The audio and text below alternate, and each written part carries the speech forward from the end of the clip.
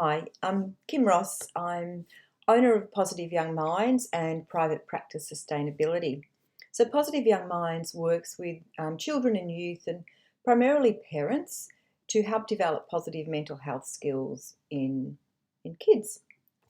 A lot of this stems from my experience growing up, struggling with anxiety and depression from a very young age to ongoing.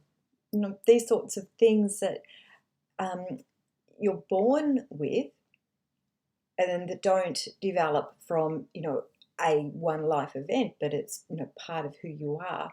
They don't tend to disappear. They come and go throughout your life, and developing the skills early on to help with them is, I think, it's an amazing gift. And if you're giving this as a parent to your kids, it's about the best thing you can do for them.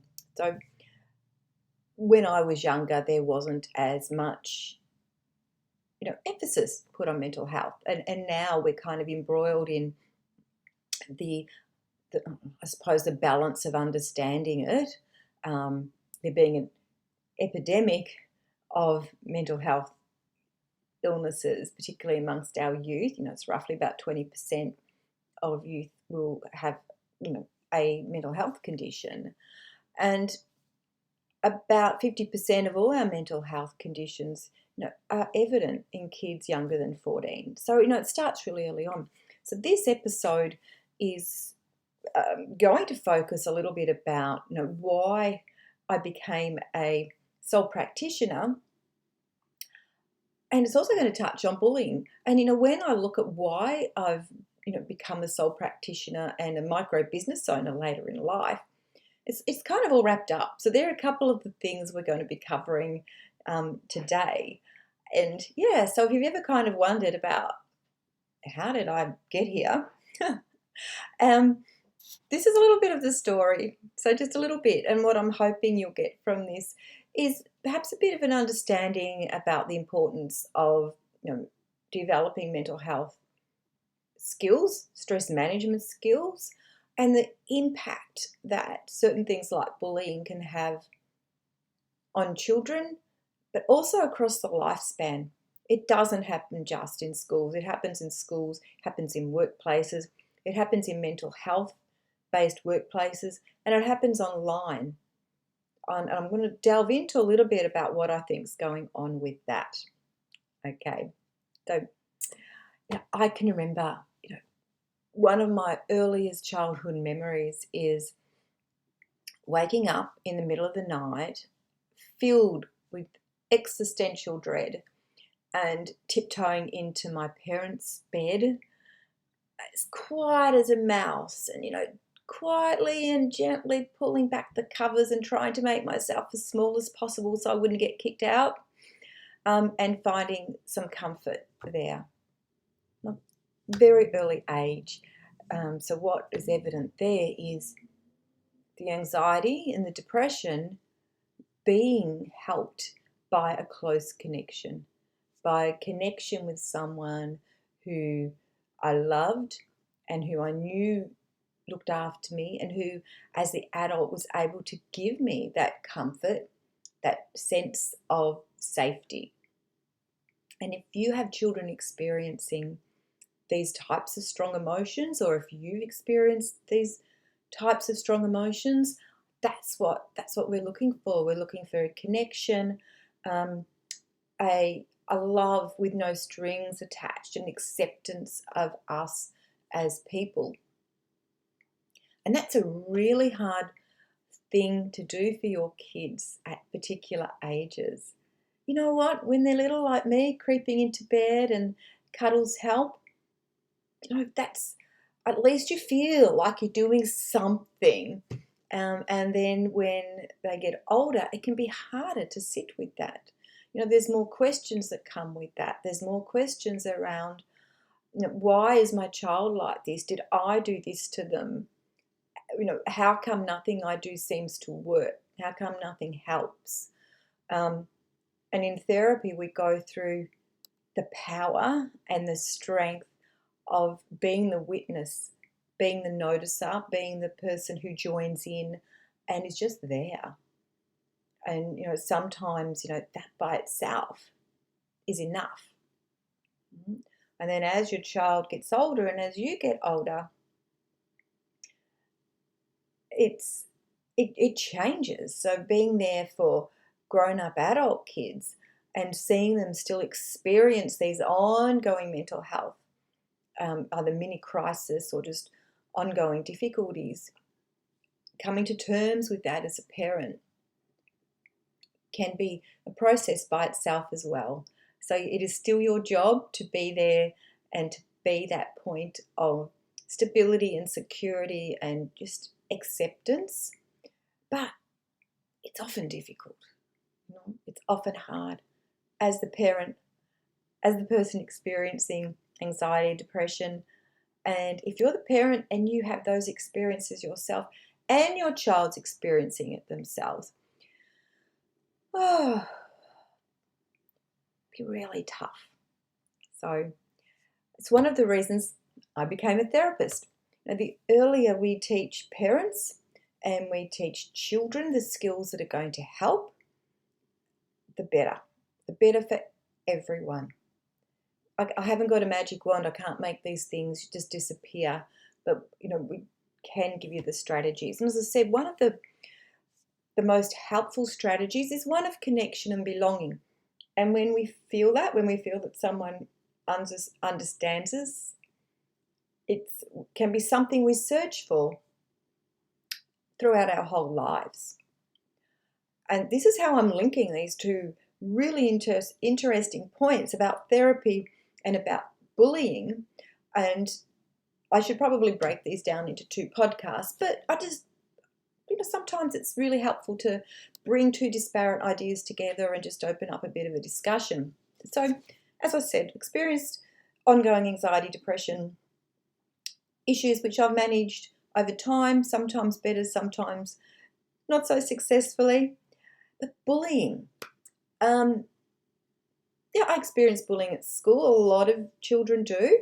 And I also experienced the power of appropriate adult intervention at the time, which worked so well at school for me, which I'm always very grateful of that actually happened, so it was wonderful.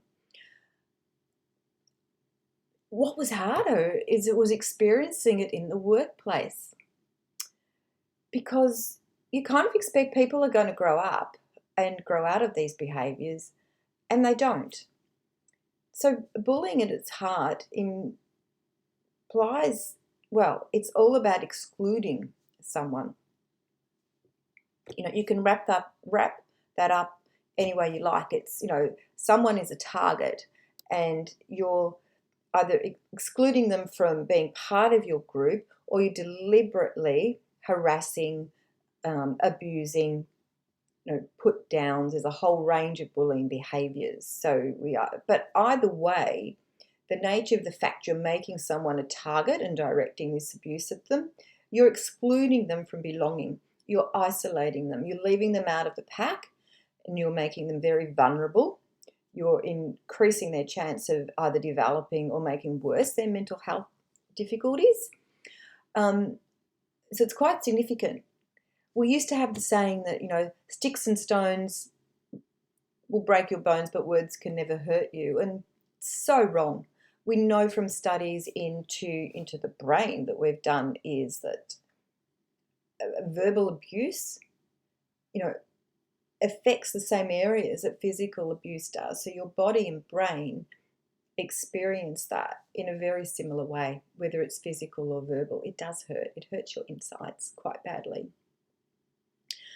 And there was one of the workplaces that I was in, which was as a mental health practitioner, there was deliberate exclusion going on, both in terms of the language that was used to talk about 2 different groups of workers, as well as the inclusion in activities from one group of workers compared to another group of workers. And it was quite exhausting pointing that out to management and explaining why this was wrong and why it was painful and why it was hurtful. And given this was at a large mental health practice, it was a bit of the straw that broke the camel's back for me in terms of I really need to have my own business. I need to be a sole practitioner, perhaps grow to a micro business, perhaps not. But to be in an environment that I manage, I control, and that is its own feeling of safety and security. However, even that is not without its vulnerabilities. In our search for belonging as humans and individuals, we can put up walls around groups we belong to and go, this is my tribe, this is my group, I'm right, I have my belonging circle. You go and find your own. You're not welcome in our belonging circle. So belonging is a basic need we have, and sometimes we just run up against brick walls, even within our own professions, even within the mental health industry. I do speak about this a bit more in an earlier podcast, which I'll put the link to in the show notes. But the point I'm making is that bullying and excluding people from developing a sense of belonging starts from a very young age, and it continues in all walks of life, in all careers, and it doesn't stop. So, when we have mental health difficulties combined with bullying, the point I'm making is that there's a lot goes into why we choose to work the way we do, and either or both bullying and or mental health can impact our choices to work the way we do. Well, that was quite a lot, wasn't it? There was quite a lot of heavy things in there. But before I record a podcast or a video, I'm kind of like, who are the people I want to help? What do the people I want to help? What do I think they need to hear? What do I think is going to help them? And there are two things at the heart of what I do. Helping people develop positive mental health strategies. You might call that resilience.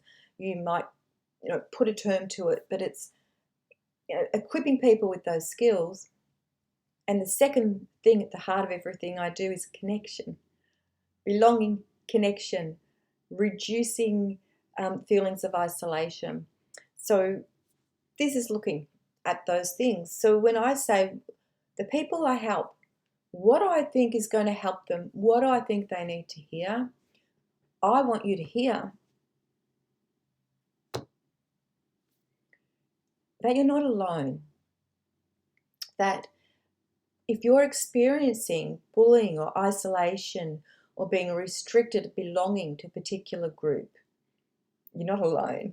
It happens. It happens across the board. It's not something you are doing wrong. It is not a fault of yours. That's I think what I'm being, called to speak about today. All right. Take a moment and let it sink in. If you've got comments, questions, something you'd like to share, I always read what I get sent, and I would love you to share that with me. Links to how to get to me are in the show notes of however you're accessing this, whether it's a podcast or a YouTube video.